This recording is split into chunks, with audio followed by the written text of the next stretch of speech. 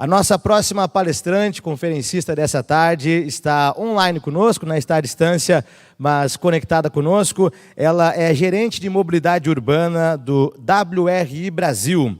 Trabalha para tornar os sistemas de transporte das cidades brasileiras mais limpos e eficientes, aumentando a qualidade do serviço e reduzindo seus impactos ambientais. Ela fornece apoio às cidades na concepção e implementação de soluções e políticas de transporte de baixo carbono e alta eficiência, incluindo eletrificação do setor de transporte, gerenciamento da demanda, além da nova mobilidade sustentável, entre outras.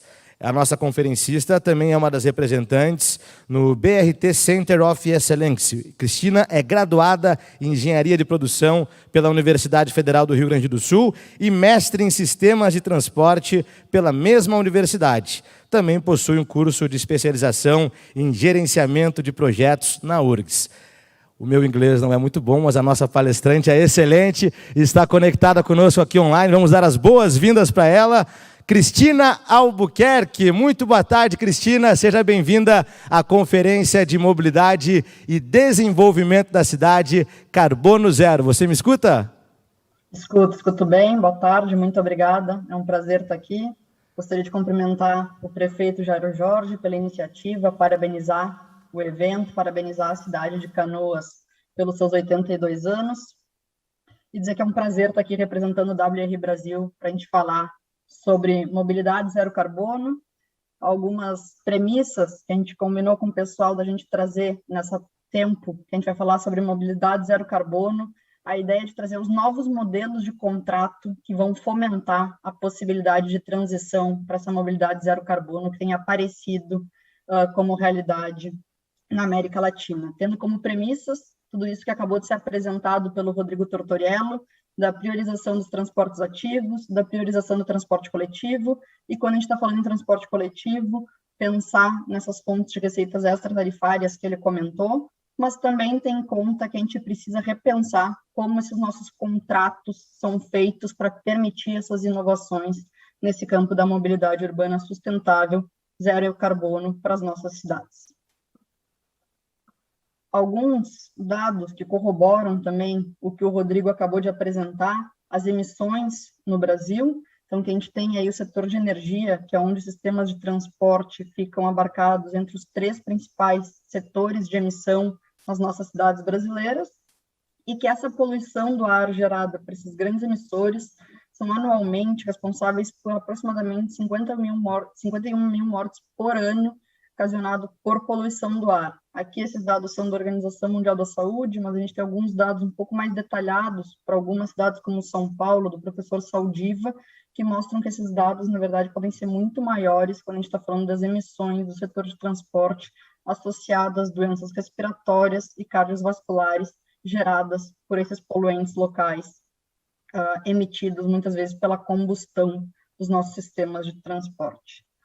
Com base nisso, a gente tem visto cada vez aparecerem mais modelos de contratos de concessão para fomentarem e alavancarem a mobilidade zero emissões em algumas cidades. Eu vou aprofundar um pouco mais no modelo de dissociação de posse e operação, com os exemplos de Santiago e de Bogotá. Depois eu vou falar um pouquinho do modelo de São José dos Campos, que também está trazendo grandes inovações e permitindo um sistema de transporte diferente dos normalmente licitados nas nossas cidades brasileiras. Esse sistema de dissociação de posse e operação, o que seria isso, né? O que é fazer uma dissociação da posse e da operação? É realizar 2 processos de licitação, um para a compra dos veículos e um outro para a operação do sistema, tornando separados. Hoje, o tradicional sistema da maior parte das cidades brasileiras é fazer uma licitação única, no qual o operador é responsável da compra desses veículos e a operação do sistema. Também vou comentar a possibilidade, quando a gente faz essa dissociação da frota para a operação, a possibilidade do poder público adquirir esses veículos e fazer apenas a licitação da operação do sistema para um operador. Como ficaria essa licitação? Na licitação para operação, tem apenas daí o custo de operação do sistema, manutenção dos nossos sistemas, e essa remuneração é feita de acordo com a operação e com a qualidade ofertada nesse sistema. E os proponentes só podem entrar no sistema se eles tiverem uma capacidade e uma qualidade suficiente, experiência comprovada para operar sistemas com um certo grau de qualidade, que daí a cidade pode estabelecer qual seria esse grau e esse critério de qualidade. E na licitação para compra, daí, que é a posse do veículo, entraria o custo de capital desses veículos, desse investimento. E daí a remuneração seria feita mensalmente, de acordo com essa frota disponibilizada para o sistema operar, e os proponentes nesse novo modelo normalmente acabam sendo fabricantes, fundos de investimento ou empresas privadas em fazer a parte de investimento do sistema. Esse tipo de licitação no sistema está sendo super usado já a nível internacional há mais tempo. A gente tem exemplos de Londres, de Singapura, de Estocolmo, que já estão operando nesse sistema de licitação há alguns anos, e agora esse sistema está chegando cada vez mais na nossa realidade da América Latina. Mas o que traz de grandes benefícios essa separação de posse e operação para um sistema como um todo? Ela possibilita, então, contratos de menor duração para a operação do sistema. Então, quando a gente dissocia o investimento feito por um ente da operação feita pelo outro, a gente permite que o tempo de operação sejam feitos por contratos menores, e isso leva a uma possibilidade de maior cobrança por índices de qualidade para essa prestação de serviço, já que o operador não é quem tem a posse daquele veículo. Ele permite incentivos a tecnologias limpas, então, fazendo isso, é mais fácil das cidades migrarem para veículos elétricos. Eu vou comentar os casos de Santiago e Bogotá, que foram justamente esses movimentos de separação de frota e capital que permitiram que essas duas cidades tenham as maiores frotas elétricas fora da China. A confiabilidade do serviço também é melhorada por ter a especificidade de cada um do operador e de quem possui a frota, a experiência comprovada naquela área propriamente dita.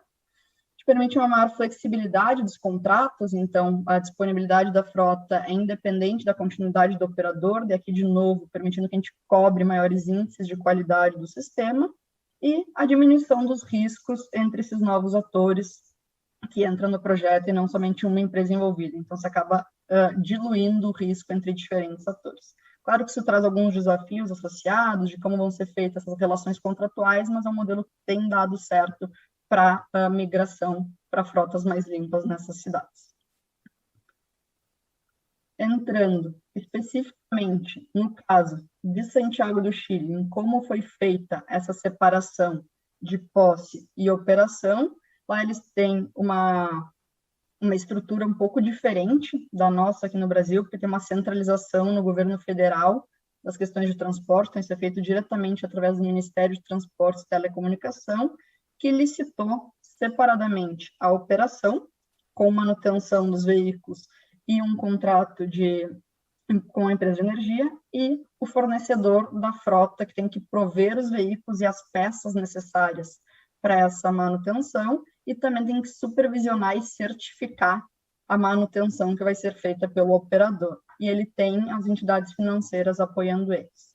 Então, como foi feito hoje, essa licitação já permitiu, licitou, 2.000 ônibus distribuídos em 12 lotes, sendo muitos deles elétricos. A cidade vai ter aí quase 1.500 ônibus elétricos.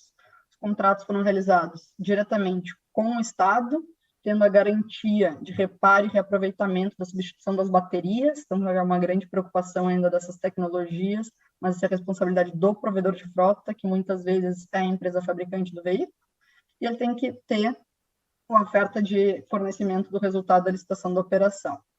E para a frota, como eu comentei antes, a gente consegue diminuir os tempos de contrato. Então, a gente está permitindo contratos de 5 anos para tecnologias diesel, mas que já são tecnologia Euro 6, que já são menos emissoras do que as tecnologias vigentes no país. E se forem veículos elétricos, que têm um tempo de operação maior, então permite que esses veículos elétricos operem até 15 anos no sistema da cidade, essa operação, daí os operadores podem operar até 7 anos nesses contratos de concessão. Se a frota daquele lote for 50% elétrica ou mais, esse tempo de contrato é permitido estender até 7 anos. Comentando um pouquinho o outro caso, que é o caso de Bogotá, que eles são muito similares em termos de estrutura, mas tem algumas diferenças. Bogotá já realizou 2 processos licitatórios em 2019 e 2020, que são muito semelhantes ao de Santiago do Chile. Hoje é a maior frota de ônibus elétricos fora da China, a frota de Bogotá. Em terceiro, depois de Bogotá, é Santiago do Chile. E essa licitação estabeleceu que a empresa de fornecimento dos veículos é responsável também pela infraestrutura de recarga, tendo essa diferença para Bogotá. E o principal ponto de diferença desse modelo para o modelo apresentado em Santiago, no Chile, é que as empresas operadoras e fornecedoras de veículos, elas precisavam apresentar as suas propostas de maneira integrada no processo licitatório. Por mais que tenha sido 2 processos licitatórios, elas já precisavam ter essa relação contratual dos operadores para os fornecedores de frota antes de apresentarem suas propostas. Isso se decorreu do fato de que perceberam que depois de estabelecer essa relação contratual entre 2 privados que não necessariamente gostariam de trabalhar junto, poderia gerar muito mais atritos contratuais. Então, em Bogotá, eles optaram pelo modelo de licitação acoplado para a licitação. Então, as empresas precisam apresentar suas propostas de maneira integrada, mesmo que sejam processos licitatórios separados, eles são dependentes um da proposta do outro para aprovar e para regulamentar essa licitação. Importante mencionar que eu esqueci que ambas as cidades têm metas e planos muito claros de limpeza das suas frotas de maneira geral na cidade. Santiago do Chile, eu acabei não comentando, mas tem uma estratégia nacional de mobilidade elétrica que prevê que 40% de toda a sua frota de veículos privados vai ser elétrica até 2050 e 100% da sua frota de transporte coletivo vai ser elétrica até 2050 também. Então, esses projetos são parte de um projeto maior do governo federal no Chile, que tem essa gerência, e em Bogotá isso também tem uma estratégia do Ministério de Transportes, mas a cidade está avançando mais rápido que as demais cidades na Colômbia por uma diretriz municipal local. Então, esse esforço de Canoas de ir nessa direção mostra a vontade da cidade, o que facilita todos esses processos. Um outro exemplo que eu queria mostrar para vocês, que não é especificamente sobre apenas veículos elétricos, mas é modelos inovadores de contrato, que acho que essa é a ideia da provocação dessa mobilidade zero carbono, da necessidade da gente trazer novos modelos de contrato. É um modelo de contrato que está sendo licitado em São José dos Campos, no qual o contrato prevê operação sob demanda fixa, mas também prevê tarifas fixas, integradas ou variáveis, prevê sob demanda fixa, não, desculpa, prevê serviços sob demanda, então prevê que algumas áreas das cidades não tenham tabela fixa e seja atendido através de aplicativos com um sistema sob demanda. Então seria um sistema, vamos lá, um Uber, parte do sistema de ônibus, então aquele sistema sob aplicativo, sob demanda, vai operando em algumas áreas da cidade e alimenta a parte estrutural da cidade. A área de operação, ela é em toda a cidade, através de serviços perimetrais, então está listando toda a cidade de uma vez só, mas com essa possibilidade de diferentes serviços em áreas com menor demanda, mas que atendam esses eixos estruturais. E as características permitem um serviço flexível, né, que pode ser através de partidas ou rotas flexíveis, ou ambos durante a sua operação. Então, o que a cidade está trazendo de inovador dentro da sua licitação é pensar em diferentes licitações para o sistema. Então, uma licitação, eles estão chamando lá de plataformas distintas para cada um desses componentes que a cidade está licitando. Então, eles têm uma primeira plataforma, que é a parte mais de bilhetagem eletrônica, câmara de compensação tarifária, uma segunda só para dados, então, para fomentar as políticas municipais de dados, eles estão fazendo um sistema de gestão de dados do transporte público específico para ter maior acesso a informações e dados de tudo que acontece na cidade.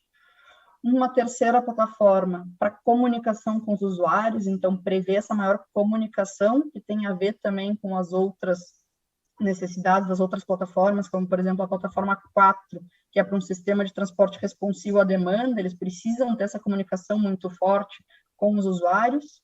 Então, a quarta, que é esse sistema responsivo sob demanda, e a quinta plataforma, que é a mobilidade como um serviço, que integra todas as demais plataformas e faz com que elas se conectem e ofertem um melhor serviço para a população de maneira geral.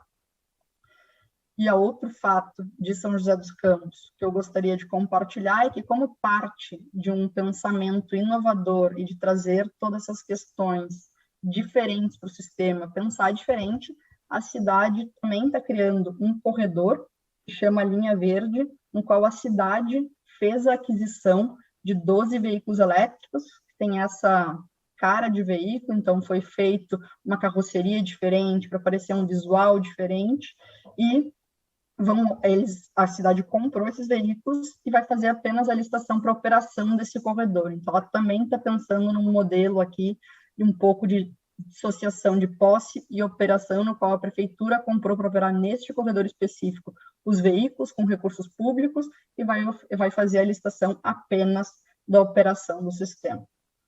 Então, era isso que eu queria apresentar para vocês como provocações para a gente pensar em novos modelos de contrato que fomentem e alavanquem e ajudem a cidade de Canoas a ir na direção da mobilidade de zero carbono nos próximos anos, como parte dessa grande iniciativa que está sendo feita. Gostaria de agradecer mais uma vez o convite de estar aqui com vocês.